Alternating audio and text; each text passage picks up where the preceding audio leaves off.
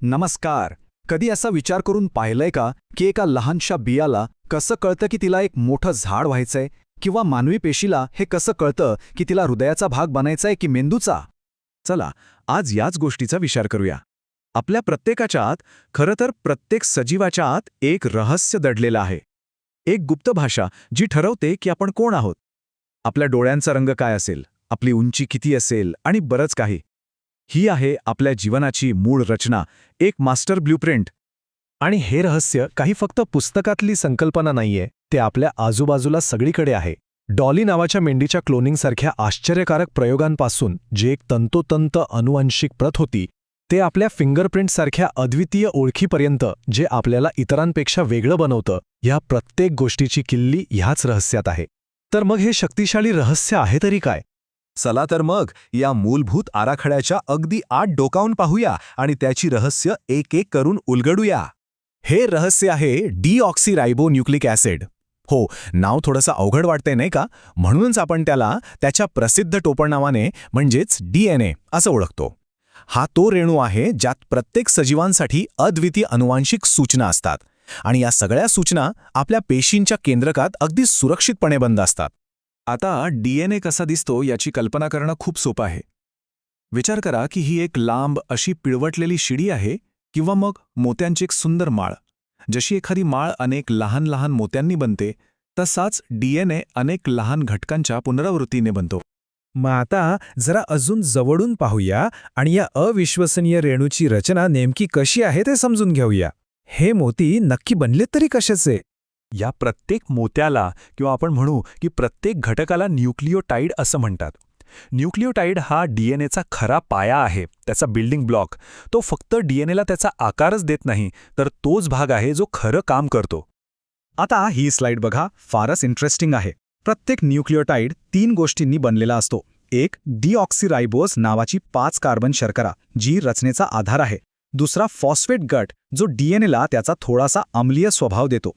आणि तिसरा, जो सगळ्यात महत्त्वाचा आहे, तो म्हणजे नायट्रोजन बेस, म्हणजेच आपल्या अनुवांशिक कोडमधली खरी अक्षरं. चला तर मग आता बघूया की या अनुवांशिक भाषेचे नियम काय आहेत. कारण ही अक्षरं कशीही एकत्र येत नाहीत, अगदी आपल्या भाषेसारखंच. याचेही स्वतःचे व्याकरणाचे नियम आहेत. ही जी अनुवांशिक अक्षरं आहेत ना, म्हणजे नायट्रोजन बेस, हे 2 प्रकारचे असतात. प्युरिन्स, ज्यात 2 रिंगची रचना असते, जसे की ॲडेनिन A आणि ग्वानिन G. आणि दुसरे आहेत पायरिमिडिन्स, ज्यात फक्त एका रिंगची रचना असते, जसे की सायटोसिन C आणि थायमिन T. त्यांच्या आकारातला हाच फरक पुढे खूप महत्त्वाचा ठरतो. इथे एक अगदी प्रॅक्टिकल प्रश्न तयार होतो. एक मोठा प्युरिन नेहमी एका लहान पायरिमिडिनसोबतच का जोडला जातो? 2 मोठे किंवा 2 लहान एकत्र का नाही येऊ शकत? एवढा कडक नियम का बरं असेल निसर्गाचा? आणि याचं उत्तर DNAच्या त्या सुंदर रचनेतच दडलेलं आहे. विचार करा, DNAच्या दोन्ही साखळ्यांना एका शिडीसारखं अगदी समांतर ठेवायचं असेल आणि त्यांच्यातलं अंतर कायम सारखं ठेवायचं असेल तर हे गरजेचं आहे. जर 2 मोठे प्युरिन्स एकत्र आले तर ती शिडी तिथे फुगेल, आणि जर 2 लहान पायरिमिडिन्स एकत्र आले तर ती आतल्या बाजूला दबली जाईल.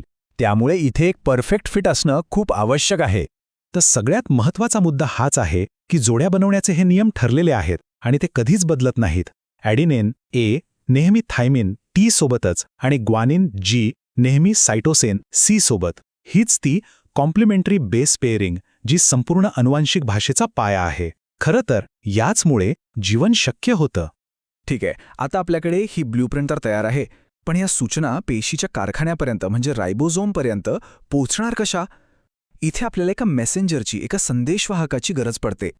आणि हा संदेशवाहक आहे RNA, म्हणजेच रायबोन्यूक्लिक ॲसिड. या स्लाइडवरून अगदी स्पष्ट दिसतंय की DNA आणि RNAमध्ये 3 मुख्य फरक आहेत. RNAमध्ये रायबोज शर्करा असते, थायमिनच्या जागी युरेसिल नावाचा बेस असतो, आणि सर्वात महत्त्वाचं म्हणजे RNAची रचना दुहेरी नसून एकेरी असते, ज्यामुळे तो जास्त लवचिक आणि गतिशील बनतो. पेशींमध्ये ना RNAचे 3 मुख्य प्रकार सापडतात. आणि या चार्टमध्ये आपण बघू शकतो की जवळपास 80% RNA हा रायबोझोमल RNA म्हणजे rRNA असतो, जो खूप जास्त आहे. मग बाकी 15% ट्रान्सफर RNA आणि फक्त 5% मेसेंजर RNA. पण गंमत म्हणजे हा छोटासा 5% भाग खूप मोठी भूमिका बजावतो. चला तर आता प्रत्येक प्रकाराचं काम काय आहे ते पाहूया. मेसेंजर आरएनए म्हणजे mRNA त्याच्या नावाप्रमाणेच काम करतो.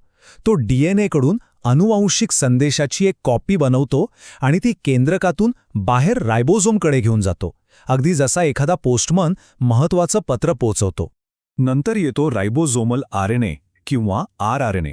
हा रायबोझोमचाच मुख्य घटक आहे. आणि रायबोझोम म्हणजे काय, तर पेशीतली प्रोटीन बनवणारी फॅक्टरी. म्हणजे आरआरएनए हा त्या फॅक्टरीच्या मशीनचाच एक भाग आहे. आणि तिसरा आहे ट्रान्सफर आरएनए किंवा टीआरएनए. याला आपण एक डिलिव्हरी ट्रक म्हणू शकतो. तो प्रोटीनचे बिल्डिंग ब्लॉक्स म्हणजे अमिनो ॲसिड अगदी अचूकपणे रायबोझोमपर्यंत पोहोचवण्याचं काम करतो, जसं एखादा ट्रक कारखान्यात कच्चा माल घेऊन येतो. ओके, तर आता आपल्याला सगळे खेळाडू माहीत झाले आहेत. मग चला बघूया ही संपूर्ण प्रोटीन बनवण्याची प्रक्रिया, ही असेंब्ली लाईन नक्की चालते तरी कशी. जीवशास्त्रामध्ये या संपूर्ण प्रक्रियेला एक खास नाव आहे, central dogma of protein synthesis. आता याला डॉग्मा किंवा मूलतत्व का म्हणतात? कारण खूप काळ असं मानलं जायचं की माहितीचा प्रवाह हा नेहमी एकाच दिशेने जातो, डीएनए पासून आरएनए आणि आरएनए पासून प्रोटीन. ही सगळी प्रक्रिया खरं तर 2 सोप्या टप्प्यांमध्ये विभागलेली आहे. पहिला टप्पा, ज्याला म्हणतात प्रतिलेखन किंवा ट्रान्स्क्रिप्शन. या डीएनए कोड्सची एक कॉपी mRNA रेणूवर बनवली जाते, समजा एखाद्या पुस्तकाच्या पानाची झेरॉक्स काढण्यासारखं. आणि मग दुसरा टप्पा, ज्याला म्हणतात भाषांतर किंवा ट्रान्सलेशन. यात रायबोझोम तो mRNA कोड वाचतो आणि त्यानुसार प्रोटीन तयार करतो, अगदी जसं एखादी रेसिपी वाचून पदार्थ बनवला जातो.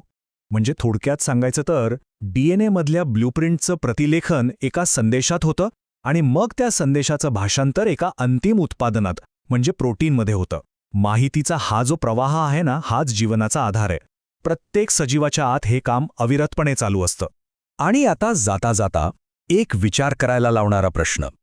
जर या इतक्या गुंतागुंतीच्या अनुवांशिक भाषेतलं फक्त एक अक्षर बदललं गेलं तर काय होऊ शकतं? एका छोट्याशा टायपिंगच्या चुकीचा परिणाम काय असू शकतो? विचार करा, या एका लहानशा बदलामुळे काय काय घडू शकतं. याचं उत्तर खरंच आश्चर्यचकित करणारं असू शकतं.